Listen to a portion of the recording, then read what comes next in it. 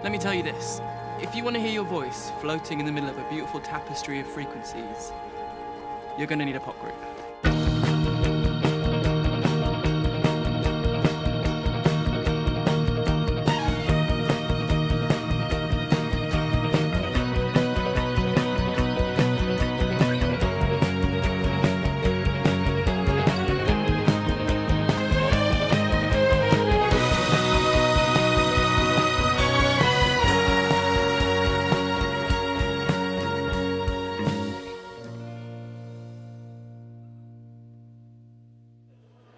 Please welcome to the stage, Belle and Sebastian. I got this tune in my head, but it occurred to me that it wasn't a Belle and Sebastian tune. I couldn't imagine the band singing it. I could hear female voices. It was clear that I was getting quite a few ideas for a so-called girl group song. The project that Stuart Murdoch's been working on is thinking that he could set it to music and almost like form a girl band around it. It's a good question. The whole girl group project, how's it coming along? Stevie and I have been talking about films for quite a while and the possibility of doing a film with Belle and Sebastian, or just simply doing a film. For at least the past 4 or 5 years I've entertained the notion that I might at some point make a film, but never had the real wherewithal to go ahead and do it. All the time when I was touring with Belle and Sebastian and working with Belle and Sebastian, I was putting songs aside that were for certain characters.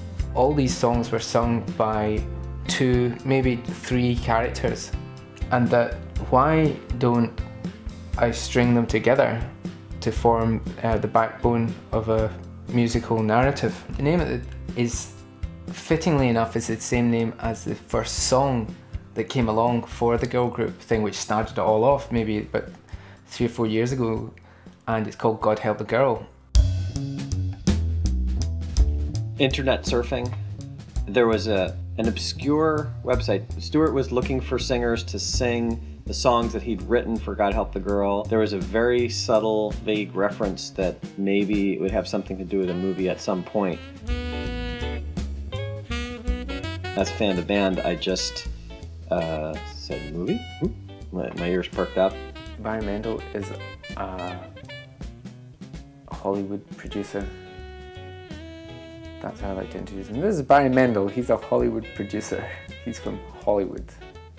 I'm in love with the city, I'm in love with the boy. Gotta put it on record, gotta write it. At some point it was entirely obvious to me that if I was going to make a film, then I needed to record the music beforehand. It just so happens that we recorded the music and it was 4 years before we ended up making the film.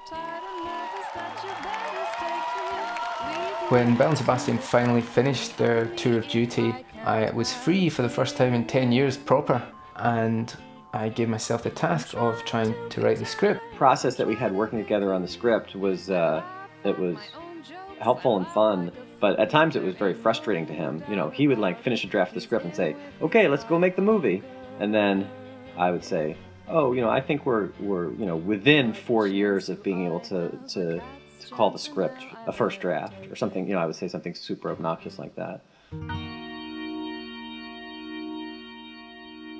We just talked about it the best we could to Film 4 and BBC and BFI, and none of them really liked the movie. I don't think we would be able to fully invest up front, as we are only just looking into how our director's strands might work, so they haven't got their shit together yet.